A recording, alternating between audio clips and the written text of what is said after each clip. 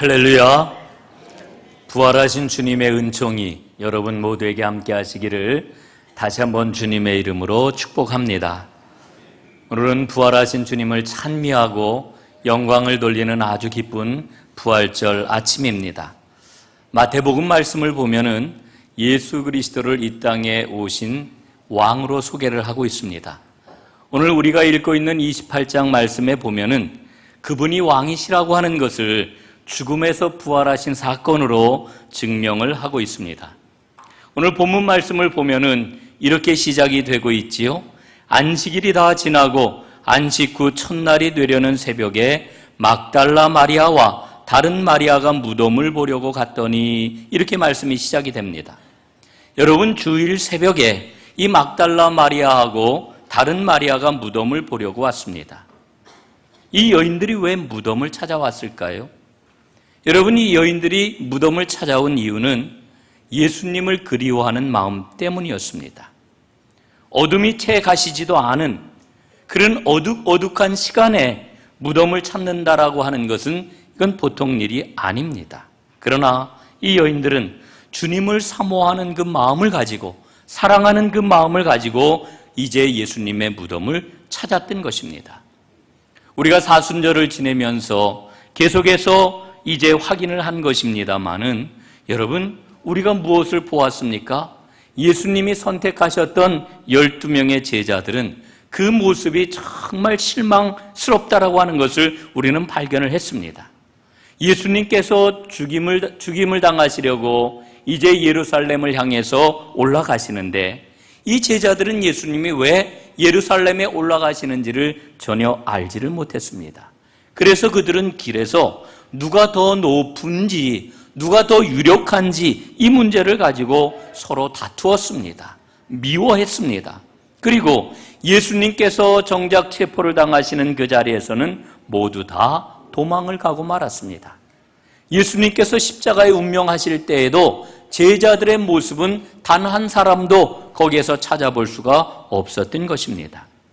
사실 우리가 오늘 이 안식일이 지나고 첫날 새벽에 여인들이 예수님의 무덤을 찾았다라고 하는 기사를 봅니다마는, 이 무덤을 찾아야 할 사람들은 바로 제자들이었습니다. 그러나 제자들이 찾아간 것이 아니라 여인들이 예수님의 무덤을 찾아갔던 것입니다.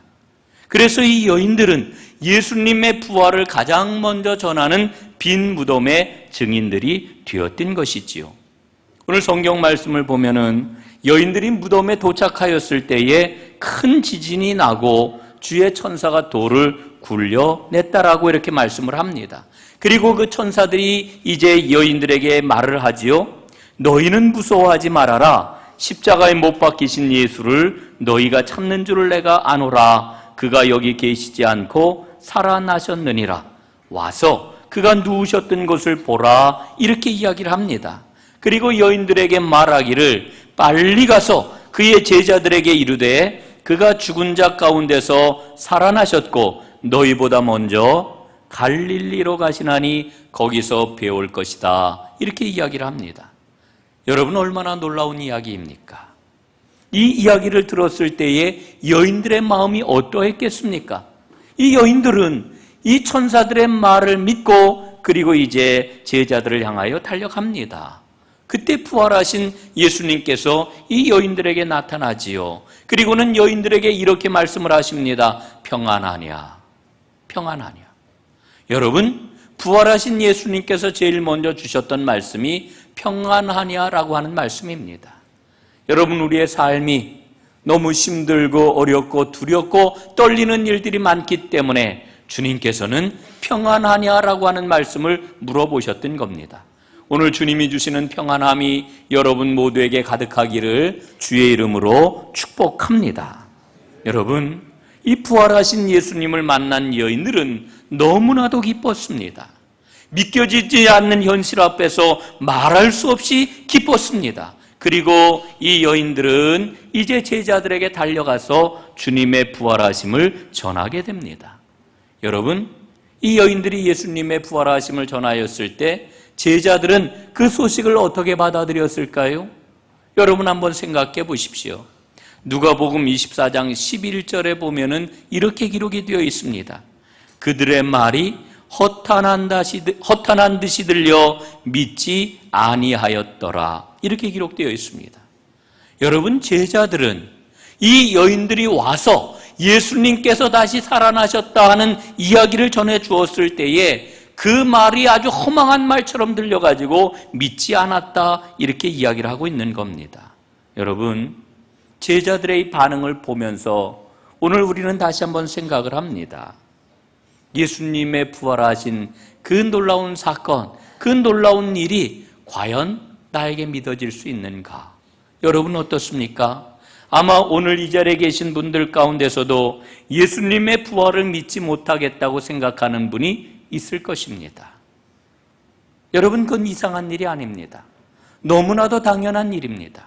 예수님께 직접 내가 부활할 것이다 라고 하는 이야기를 들었던 제자들도 예수님이 부활하셨다는 소식을 듣고서는 어떻게 그런 일이 있을 수 있단 말이냐? 믿지 못했는데, 여러분 오늘 이 자리에서 그 이야기를 믿지 못하는 것은 어떻게 보면은 너무나도 당연한 것입니다.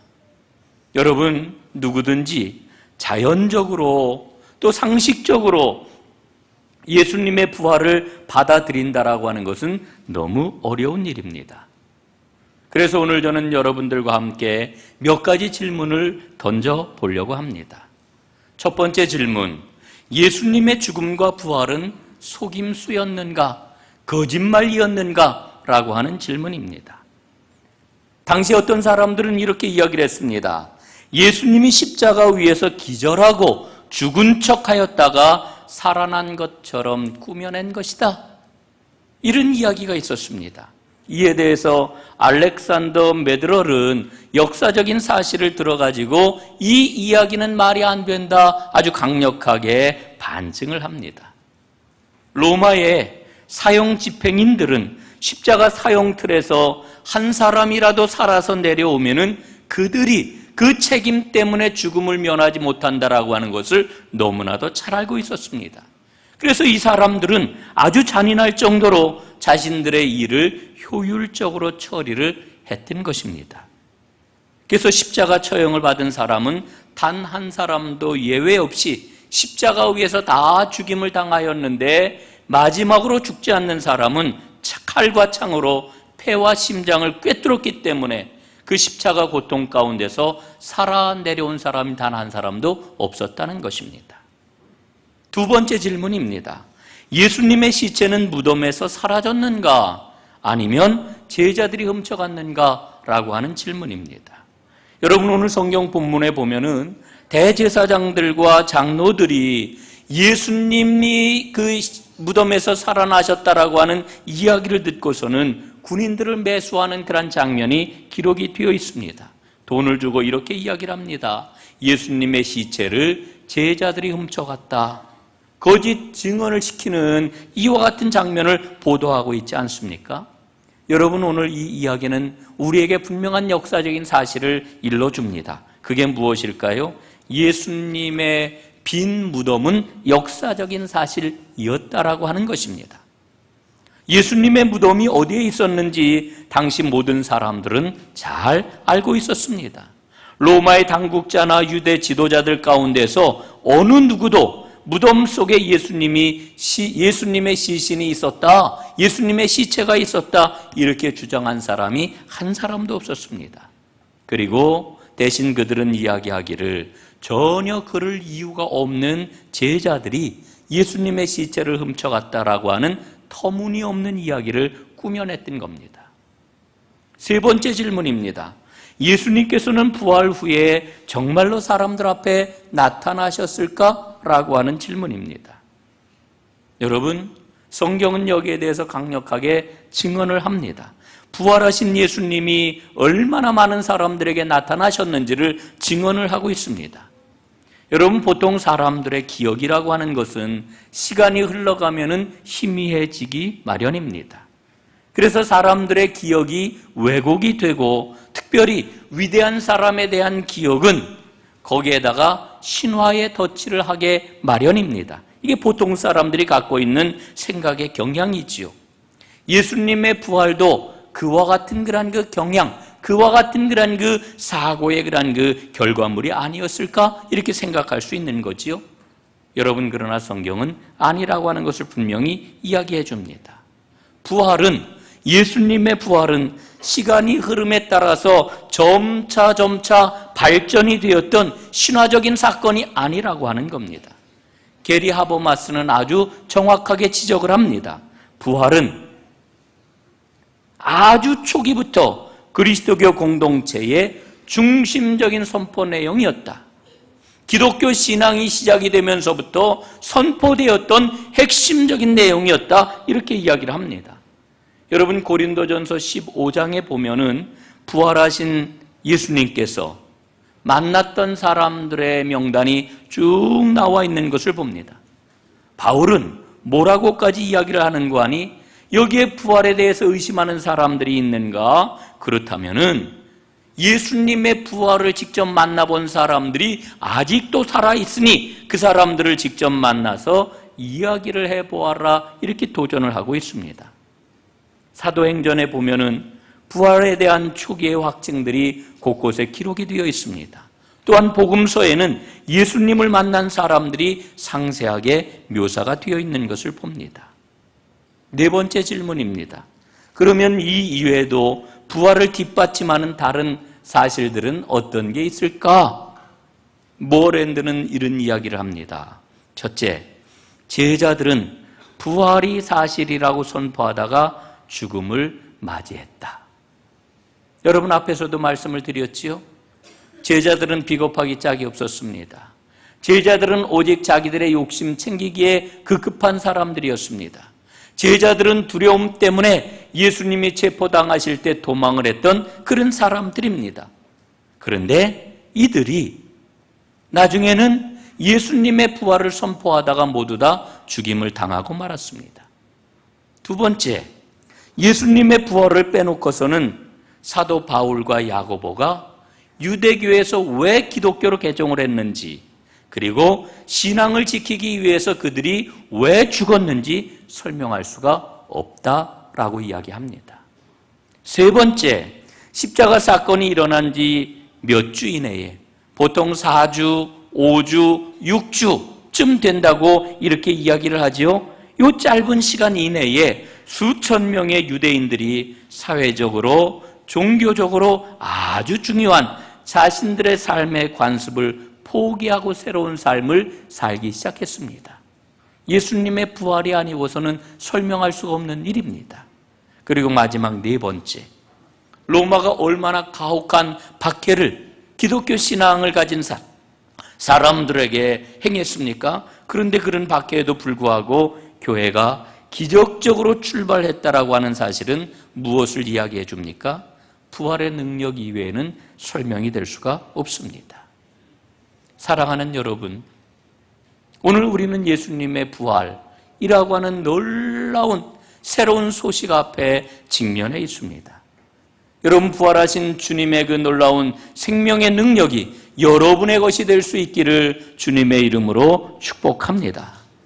여러분이 부활의 능력을 믿게 될 때에, 부활의 복음을 믿게 될 때에 우리 주님께서는 우리에게 능력을 주시는데 그 능력이 무엇이겠습니까? 예수님의 부활하심으로 진정한 하나님의 나라가 시작이 되었다라고 하는 거지요. 예수님께서는 부활하셔서 자기를 따르는 사람들을 만나 주셨습니다. 누가복음 24장과 요한복음 20장, 21장에 보면은 특별히 예수님이 만나주신 사람들의 이야기가 상세하게 기록이 되어 있습니다. 그들은 모두 다 슬픔에 빠져 있는 사람들이었습니다. 수치와 두려움과 불안과 낙심에 젖어 있는 그런 사람들이었습니다. 그런데 부활하신 예수님께서 나타나셔서 그들의 이름을 직접 불러주십니다. 도마를 불러주시고 그의 손을 붙잡아 주십니다. 그 주님의 손길을 한번 생각해 보십시오. 베드로를 향하여서는 요한의 아들 시몬아, 요한의 아들 시몬아, 요한의 아들 시몬아, 내가 나를 사랑하느냐? 그에게 따뜻하게 불러주시는 그 음성을 여러분 한번 떠올려 보십시오. 또 다른 제자 글로바에게 떡을 떼어 먹게 하시던 주님의 그 손길을 여러분 마음속에 한번 그려보십시오. 부활하신 예수님에게서는 깊은 사랑과 감동적인 사랑의 온기가 배어나오는 것을 보게 됩니다. 여러분, 부활하신 주님께서 우리에게 주시는 능력은 우리의 삶과 동떨어진 어떤 특별한 능력이 아닙니다. 삶의 깊은 곳으로 배어드는 부드러운 능력이요, 강력한 사랑의 능력입니다. 그 능력이 우리의 삶을 변화시킵니다.